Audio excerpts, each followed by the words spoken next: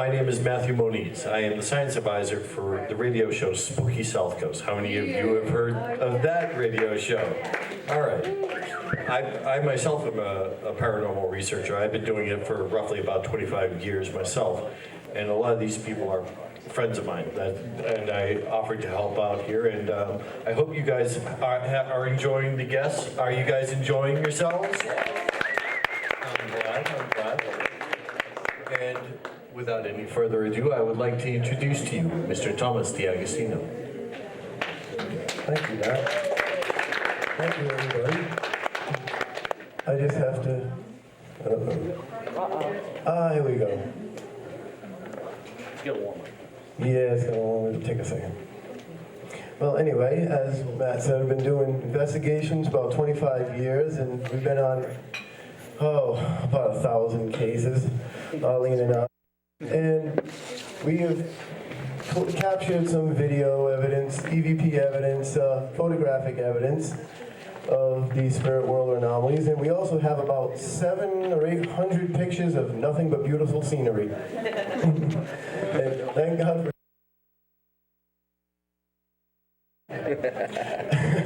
but yes, it's absolutely true.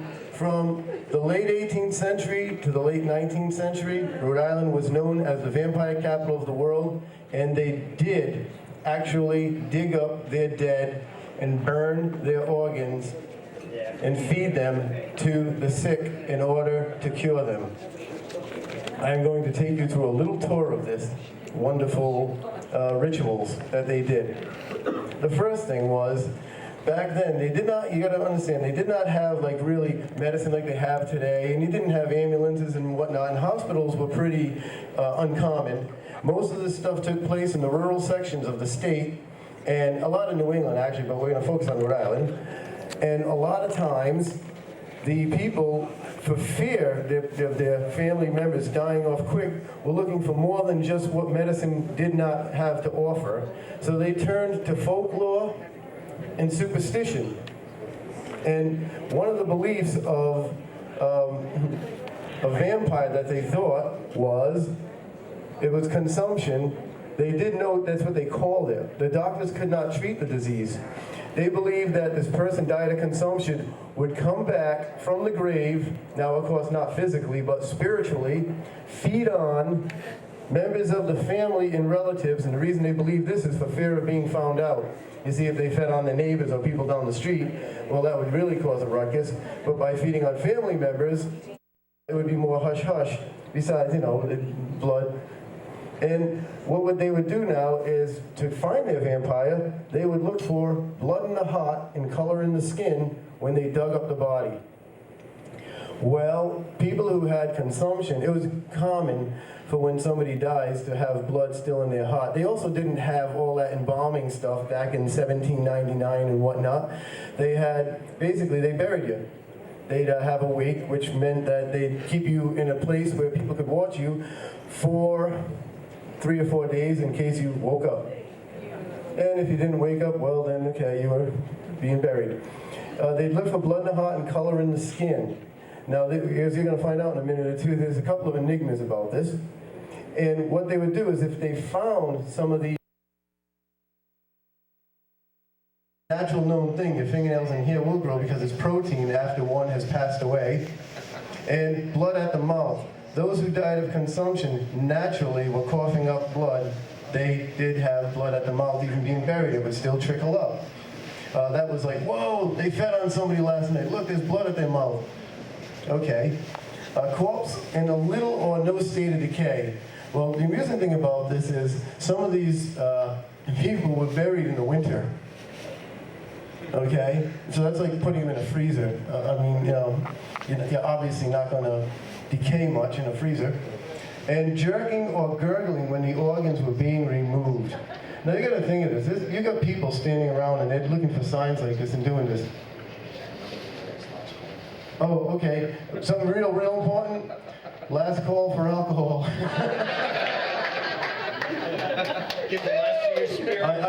I told you I'd be talking about spirits sooner or later, right? Okay, so what would happen is when they cut open the body, it was natural for it to jerk, or the blood to gurgle, of course. The chemicals being released, any kind of nerve impulses that was still left in the slightest. In 18th and 19th century Rhode Island, these were thought to be a sign of a vampire. How many people have actually read or know a little about this vampire syndrome that happened? And yeah, it happened throughout New England. And so anyway, you're gonna know more now. And I gave a handout here, and this is what I gave you. These right here, and very interesting. This was in 1796, it's Cumberland. Stephen Staples actually went to the council, the town council, and asked for permission to dig up his daughter, Abigail, to perform experiments in order to cure his other daughter. And the town council gave him permission, stating that when he was done, Abigail deceased, and after trying the experiment, as aforesaid, that he bury the body of said Abigail in a decent manner. She's buried in Cumberland. He did do the experiments, from what I understand, but there's no record of what happened is said afterwards. But number 17 is the Staples lot. Now, most of the graves are not marked.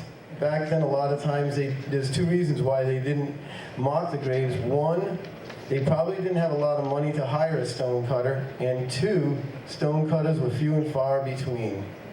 So many of the old graves, they either carved themselves as best they could with field stone, or just left them blank and said, well, we know who they are. But of course, 100 years later, no one else does. So her grave is among these, but we don't know which one. And as you can see, they're made of field stones. You can see the headstone and the footstone. Now, in 1799, this is Sarah Tillinghast. Stuteley Tillinghast supposedly had a dream that he lost half his orchard. He was an apple farmer. Within months, 7 of his children had become ill with tuberculosis, and 4 of them died, I think, within 6 months of each other, with running tuberculosis, as they call it, and they called it consumption. Now, as the 6th one got sick, he began to worry, and the townsfolk also began to prod him that there was a vampire at work. Well, he, along with a few other people, went to the cemetery and dug up, that's Donna Tillinghast's mother, she had 14 children. They dug up the bodies here, and I get this neat little pointer, and they dug up the bodies. Oh, look, an orb. Is that a plane?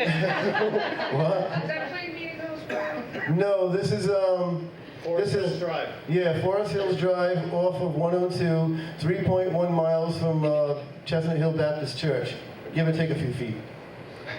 And they dug up these field stones because, again, they died so fast, he didn't have any money to make proper graves.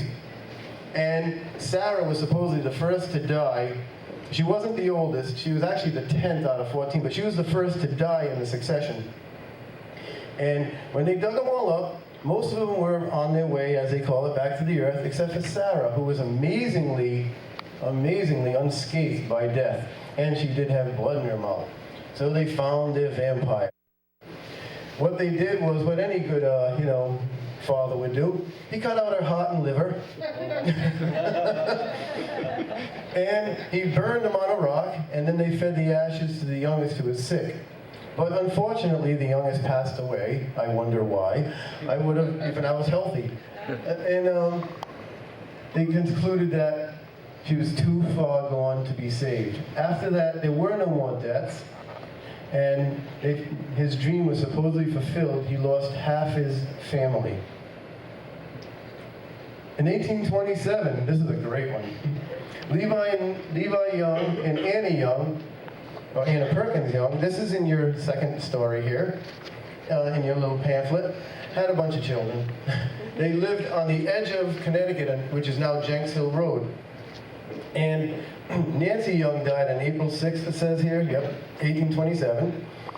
And when Elmira got sick, they thought that a vampire was at work. Now this, the townsfolk were afraid that this vampire, they didn't have a large family, so they figured this vampire, if it feeds on Elmira, where's it gonna go? So they started panicking. They're like, hey, buddy, you know, we're your neighbor. We don't want this thing coming after us. They made him go in with the help of a few other people. They dug up Nancy, and they did something a little different. They made a fire, and they lit the whole body on fire. Now, she had been in the grave for months now. They lit the whole cadaver on fire, and they stood around, and they inhaled the smoke as a cure. Now, if all of them didn't die on the spot, nothing was going to kill them. But unfortunately, this is Nancy's grave. You can see she died at 19 years old. There's another thing now. Sarah was said to be anywhere between 15 and 22. I think she was 22 years old. Abigail Staples was 19 years old. And Nancy Young was 19 years old. You see a pattern forming here? Yes. Anyway, Elmira unfortunately died from the dreaded disease, and a few others would die actually.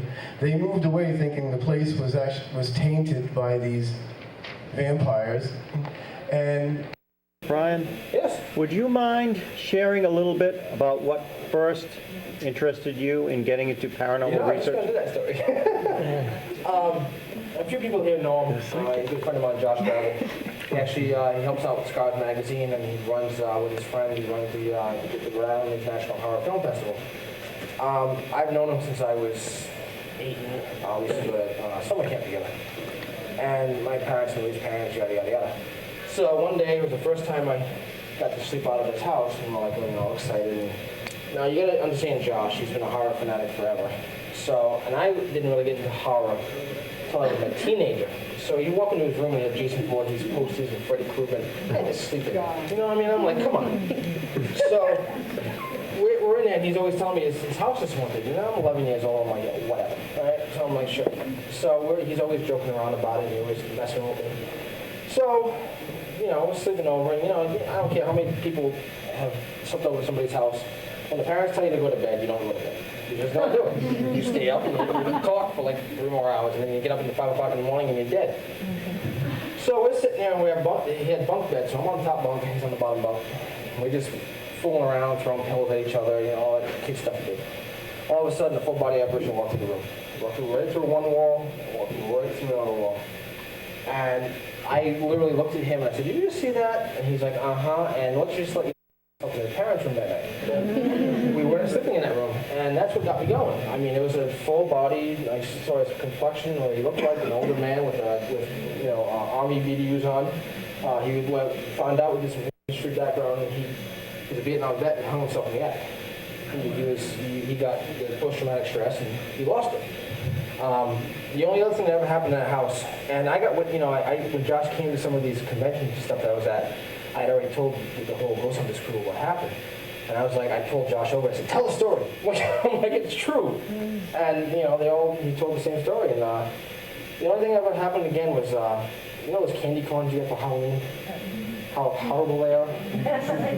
Well, his mother would insist on buying candy corns every year. So we're like, great, we get nothing to eat. Candy corn. One day the bowl disappeared. So I thought Josh was like playing a joke. I'm like, "Josh, you rock. We don't have to eat candy corn anymore."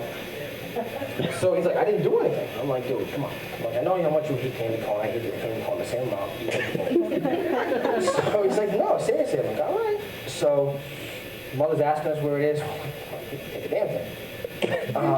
So we find it in the attic, and we find it in the spot supposedly where he hung himself.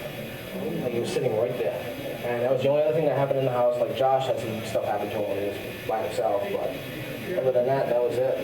That was my personal experience, and that's why all the kids in junior high and high school used to call me, you know, Satanist and a wacko and stuff, because I would get, you know, like I get all the ghost books and the maggots and photocopy, like at the public library, photocopying every ghost book, because I don't know why, but most libraries, they don't let you take out the ghost books. They're all for reference, so you have to like photograph everything.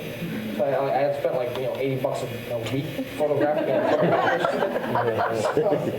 But you know, it was like, you know, that's what I did, and that's what I started to do, and look where it got me. I'm up here talking to you people now. Hi. Great time. Brian, could you explain like infrasound to me. I have these little excerpts in my books that really doesn't tell me much about I it. don't really know much about infrasound. Infrasound. Anybody know? I never even, I've heard of it, but I've never studied it or anything. Any ways I guess it is? No, I never studied anything like that. And it's kind of, it's kind of hard with the show because, people won't see, and like I got witnesses, that, we all have the technical equipment, but you don't realize what happens. Like, we get the equipment like 3 hours before we leave. So I'm looking through the manuals going, oh crap, how do you run this damn thing? Like, seriously, we get the remember the first DVR we got? Like, they're like, here you go, here's the manual, go run it. I'm like, okay, thanks. So it's like, you don't really get the time to invest in all these things because you're on the road all the time and you're filming and you're doing 14, 16-hour days, and the rest of the time I'm either, calling home to see how the baby's doing or how she's doing, or sleeping. And it's like, and your downtime, you don't really want to study paranormal because you've just done it for 6 months straight from 16 hours a day. And it's like, it's just so hard. It's like, even before the show started, I was like, you would ask Keith, I was always like booking a note, a nose in a book, or, going out there and doing stuff. It was just hard after the show started because, I hear all these cool things on infrasound and certain, sound wave technologies and certain different audio technologies, and I don't have time. You just don't have time to do it. It's too hard. Have you worked with that K2 meter? That looks interesting. No, I haven't never worked with the K2 meter, and I just by theory alone, I have my doubts about it because it's that whole click 2 times for yes or once for no or something like that. And I've never run one, so I don't know. But it's like how good are the insides to where if you don't just touch it, it clicks. You know what I mean? I don't know. I've never had one. It's like until I can actually get my hands on one and take it apart and see how good the insides run and how everything runs, I'll be okay with it. But I've never touched one yet. And it doesn't have the bandwidth, say a regular EMF does, No. correct? Yeah. I hear a lot of people like it, and I hear a lot of people have used it and they enjoy it. And, more power to them. It's just I don't like running the EMF. As you notice, if you ever seen it, Steve usually grabs the EMF detector because it is the most boring thing to do to read off numbers all night. It's like 0.5, 0.6, 0.7, 2.1, no crap. And you look like literally like I know it's kind of funny, but like when you're running one of those and you're like.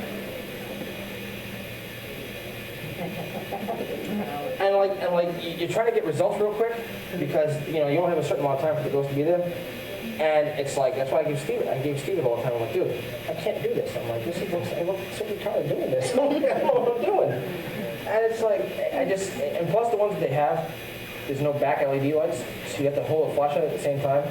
So half the time I was dropping the damn thing. And I'm like, Steve, just please do this. I'm like, just give me an audio recorder and a camera, and I'll be happy. But other than that, no, I just. What was the question again? I'm just lost. K2 meter. K2 meter, yes. But no, the K2 meter I haven't touched it. But anything else? Anybody else? Anyone? Are you still good in time here? Still good. Most haunted in Rhode Island, your opinion? Most haunted place in Rhode Island? Lad School, Exeter. No offense about it. You heard the first place, I'll never forget this now. Oh crap, who was this?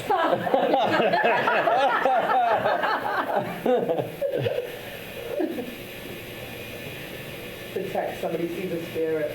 No, just my fiance or something. Just tell me about baby. As you know who we are, we've appeared on Ghost Hunters, and we've been in TAPS, and now we're all doing a little different things right now. Lisa's in N.E.A.R, which is the Johnson's group, and Paula is, what do you do, Paula? I just joined N.E.A.R, and my new team members are in the back of the room. That's New England Paranormal. Hi! They're a sister team. And I've been doing various projects myself, working here and there and different things. And as Brian was talking about earlier, we just completed a pilot for a show which will be pretty much like a spin-off of Ghost Hunters. And I can't really say much more than that, but it's going to be pretty cool, and I really hope it happens. But anyways, on to our lecture here. We want to talk about the significance of women in the paranormal. You know, you watch, I mean, not to put down Ghost Hunters or any Most Haunted or anything like that, but you don't really see women taking a prominent role on these shows with either screaming or crying or nodding. Or nodding and going, oh, that sounds great, guys. Thanks for taking I'll my take idea. that wire down. Okay, sure. That's not how it really goes. It's usually just one of us at the time, and then that's called The Girl. It happens on radio shows too. But that's really what it's like. We are there on the investigations just as long as the guys are, and we have our own contributions to the investigations, which are a little bit different than the guys. And we just want to bring more visibility to women in the paranormal. I mean, women such as, you know, Karen that was speaking about EVPs, and Rosemary Guiley, and there's so many other women out there. And Sandra. And Sandra Johnson, absolutely. In addition, what I like to do is when I go into onto an investigation, I like to sit in the room, set my baseline, and then go to the next step and feel out the room. And when I say feel out the room, how does it feel? How does it feel to you? What does it mean to you? Are you getting any feelings? Is it creepy? Do you think because, you know, the walls are painted dark or there's, you know, drabby curtains? You know, try to understand the psychological impact of the impression of the room that it's giving on to you, so you can better evaluate your perception of the room. So there's a lot of psychology that goes behind why you would think something is haunted. Because if you're looking at the drabby curtains and the, you know, the rotten rug on the floor and maybe a dead cat in the corner or something like that, then you're more apt to think that this place could be haunted. But maybe there's nothing going on. Maybe there's nothing at all. So it's really important to evaluate your own psychological perception. In terms of spirituality, I mean, we're all out there for answers, let's face it. We want to either, you know, verify our faith or find hope that there is something beyond just, you know, what we're seeing and hearing in front of our eyes on the material level here on this level. So it's a spiritual journey, I believe. Every time I go out on an investigation, I feel like it is for a personal spiritual journey. I get the opportunity to go out and explore with other investigators and maybe learn and connect to another dimension that normally I wouldn't be able to connect with in my everyday life, going to work, coming home, cooking, grocery shopping. You know, you don't pay attention to that stuff, but when you investigate, that's your time to develop almost your spirituality in a way. So I like to go into a room and sit down and really feel it out. And you've got to know yourself very well. You know, are you tired? Are you hungry? Are you angry, sad? Make sure you clear that out or learn to clear that out. So whatever you're taking in, if it's real, then you mark it down, you write it down, and documentation is so important. I can't emphasize that enough. You see us all running around on TV without notebooks or pads and stuff, but write things down. In real life, we actually do have the pads and the pencils. Right. It looks like school. I mean, writing everything down or taking notes on the recorder or whatever. Right, and that's because when you leave an investigation, you forget 90% of the stuff that, you know, you're too busy packing up, you know, worrying when you're going to get to sleep and blah, blah, blah. But I'd like to emphasize to all of you to take that extra step after doing your baseline to really feel out, because that's the next step. And I think our own human growth and our spiritual growth, what is there? What are we feeling? How are we connecting with this thing, if there is a thing out there? And what answers are we looking for? I mean, what really are we looking for? I mean, did we lose a loved one? Are we trying to connect with that? Are we trying to make sure this person's okay? Are we trying to prove that something somebody said was there is there? So it's important to really be completely unbiased when you go into a situation where you investigate. And I can't emphasize that enough. It's hard to do. Adding to what Donna said, and she's saying to be spiritual, but know yourself. And a big part of that is to be objective and to know, like, even though I believe in God and angels and all that, that doesn't mean that's what's going on here. I need to almost take a step back and just be open to whatever is going on here, regardless of what my belief system is. You know, this might right here be an enlightening situation to really what the bigger picture is, and it might not be anything that's in line with my current belief system. And I think it's just important to be objective, especially if it has something to do with a loved one that you lost, because that's definitely going to make you be more subjective and want to see something, just to know that your loved one's okay. But it's a touchy subject, but you have to be careful and make sure you're not using that as your approach or your hope to see something. And adding to that, when you go and research a location, it's very important, obviously, you know a little bit about the history, you know a little bit about what happened. Try hard, and it's very difficult to do, not to let that influence you on investigation. Say Mary Jones was murdered on the 3rd floor. If you have that in your head, it's going to stay there. You've got to try to really be unbiased and go in with an unsoiled mindset. It's hard to do, but it can be done. So my suggestion would be designate somebody on the team to do all the research and kind of keep that to the side until the investigation is done. And compare notes and see what matches up. Just an idea. One of the things I wanted to add to what you said was when you say they have to clear their mind and make a baseline is the concept of mindfulness. And I think it's a very useful tool. I use it a lot. I think we both use that quite a bit. It kind of comes from the Buddhist philosophy of emptying your mind. And if you can establish a state of mind where you're not thinking about what you're going to do tomorrow or what time the investigation is going to end at night, or if you're going to see anything scary, you just establish yourself in a place of mindfulness, and that means living in that moment. Every moment is going to die off by itself. You'll never have that moment again. So it's really important, excuse me, to try to take each moment and live it, fully absorb what's going on around you at that time, because if you're thinking ahead or if you're distracted, you could miss some really key evidence. So that's one concept that I use quite a bit, is the concept of mindfulness, and I think that it's a really valuable tool for anyone who's investigating in the paranormal, especially when, like Donna said, if you're establishing a baseline in a room, if you're going to spend some time in a room, you need to be quiet, you need to just be in that moment and just absorb everything that's happening as it happens.